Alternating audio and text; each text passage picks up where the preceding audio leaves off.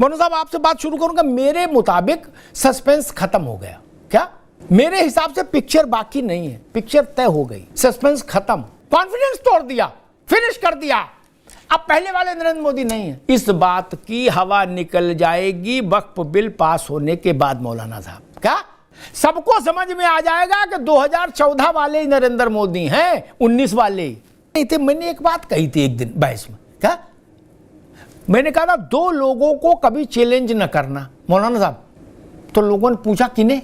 त्रिपाठी जी आप भी सुन लो। मैंने कहा सार्वजनिक मंच पे 2 लोगों को कभी चैलेंज मत करना भारत के। बोले भाई साहब किन किन को? मैंने नरेंद्र मोदी और योगी आदित्यनाथ। क्या? जब जब किया तब तब नुकसान हुआ, वो काम फिर हुआ जरूर। फिर लोगों ने कहा वक्फ में करके दिखाओ, बर के छत्ते में हाथ डालो, ले उकसाया और फौत हो गए अतीक और अतीक के भाईजान। अब शायद वो लोग सोच रहे होंगे कि काश नरेंद्र मोदी को यह ना कहा होता कि हिम्मत है तो वक्फ कानून में हाथ लगाओ। नहीं, अब तो चिड़िया खेत चुंग गई, अब चुंग गई। मनु साहब आपसे बात शुरू करूंगा। मेरे मुताबिक सस्पेंस खत्म हो गया। क्या?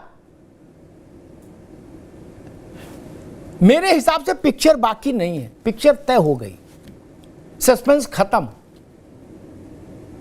जो आप सियासतदान आपके मंच पर आए थे, आपके मेरे मतलब मुस्लिम पर्सनल लॉ बोर्ड के मंच पर जंतर मंतर में आए थे और माइक से जिन्होंने कहा था हम खून बहा देंगे, खून नहीं खून बहा देंगे और कुर्बानियां देंगे सड़क पर, आपको लगता है उनका समय आने वाला है? बात तो हम याद रखें, हम भी किसान आंदोलन के जैसा आंदोलन खड़ा करेंगे। मोदी और अमित शाह के तानाशाही के सामने हम झुकने। आपको पता है, राहुल जी के शब्द उद्धृत करता हूं, राहुल जी कह रहे आपको पता है मैंने नरेंद्र मोदी का कॉन्फिडेंस तोड़ दिया। नरेंद्र मोदी फिनिश्ड, कॉन्फिडेंस तोड़ दिया, फिनिश कर दिया। अब पहले वाले नरेंद्र मोदी नहीं है। इस बात की हवा निकल जाएगी वक्फ बिल पास होने के बाद मौलाना साहब। क्या? सबको समझ में आ जाएगा कि 2014 वाले ही नरेंद्र मोदी हैं, 19 वाले। और कहा जा रहा हो 25 करोड़ मुसलमान मोदी के खिलाफ कर देंगे, तब वक्फ बिल ले आना छोटी बात नहीं है, बड़ी बात है और बड़े साहस की बात है। ये सरल बात नहीं थी। और ये प्रचार किया तो कांग्रेस वालों नहीं था।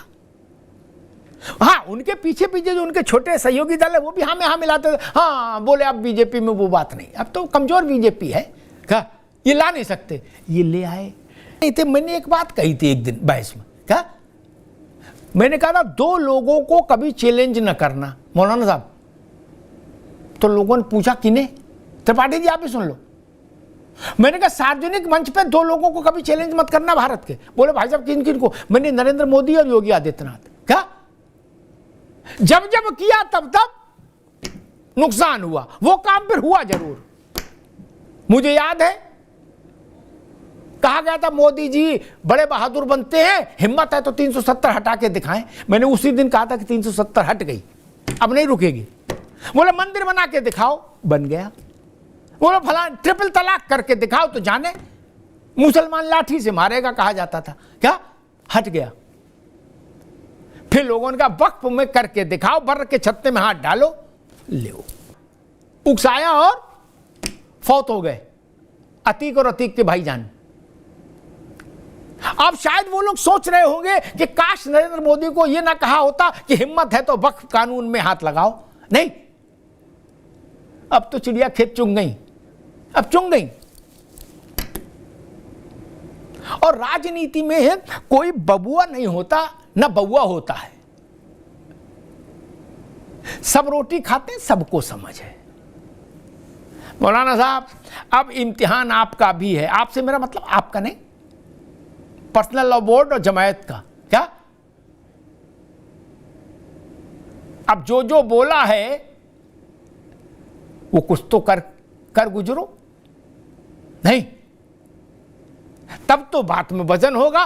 दोस्तों, इस तरह की टॉप डिबेट्स का रिव्यू मैं डेली रिसर्च करता रहता हूं, जिसमें देश विरोधी, हिंदू विरोधी लोगों का चेहरा उजागर होता है। और आप भी इस चैनल को सब्सक्राइब करके और अपने कमेंट और सुझाव जरूर दें। जय श्री राम।